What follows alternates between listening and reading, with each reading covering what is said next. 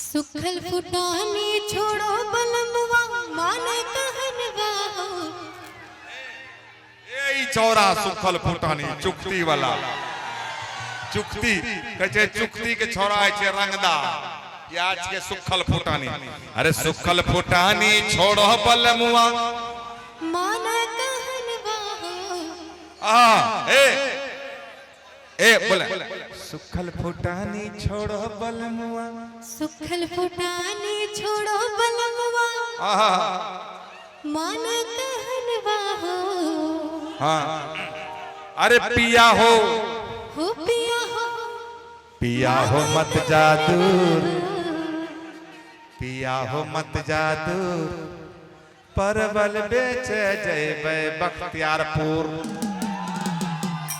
पिया हो मत जा दूर परवल बेचे जैबे बख्तियारपुर। हाँ आओ मूड में गाओ पूरा 150 कैमरा लगा हुआ।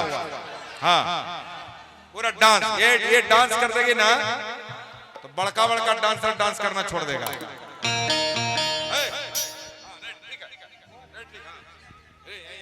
ये कैमरा के लिए गाना हो रहा है। रेडी पूरा डांस करना। आओ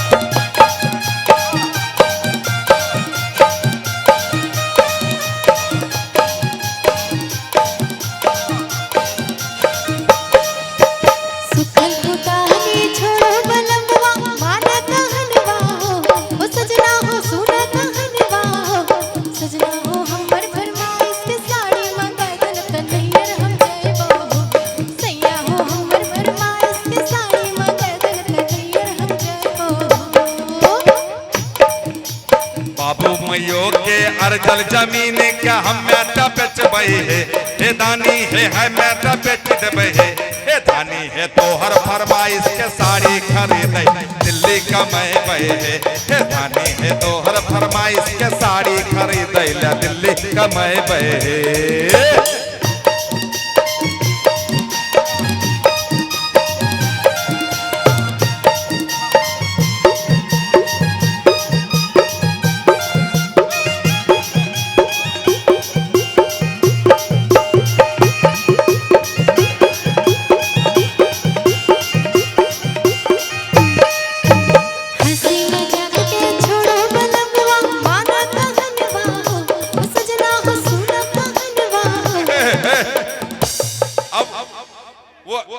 बजने नहीं दे रही कीबोर्ड वाले को तब जाके कीबोर्ड वाले के पास जाके सजना हो मानो कहनवा हो। अरे वो तो तोर कहनवा हो मान लेते यहाँ हमें हमरा में ध्यान लगाओ हमरा में ध्यान लगाओ। हाँ इतने तू हाँ अरे हंसी मजाक के छोरे अरे छैला छोड़ा छोड़ा हाँ हंसी मजाक के छोड़ा बलमुआ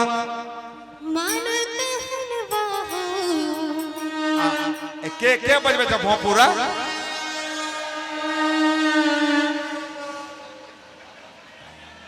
बढ़ गया।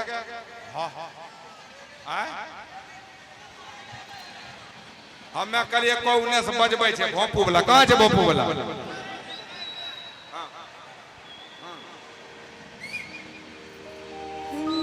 हंसी मजाक के छोड़ो बलमवा माने कहनवा साउंड साउंड बढ़ा दीजिए बच्ची का थोड़ा सा। हाँ सजना हो सजना इनने कैमरा छे इनने।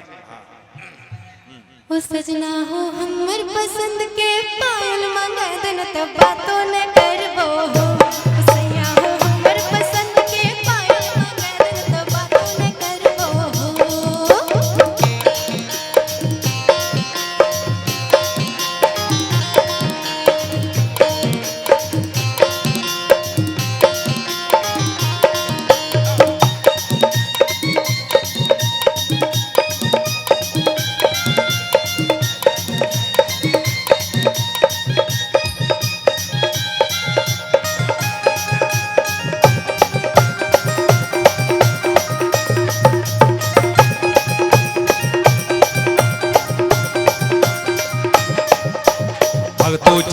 के साथ में हम ताश खेले रहो है, ए धानी कबड्डी खेले रहो है।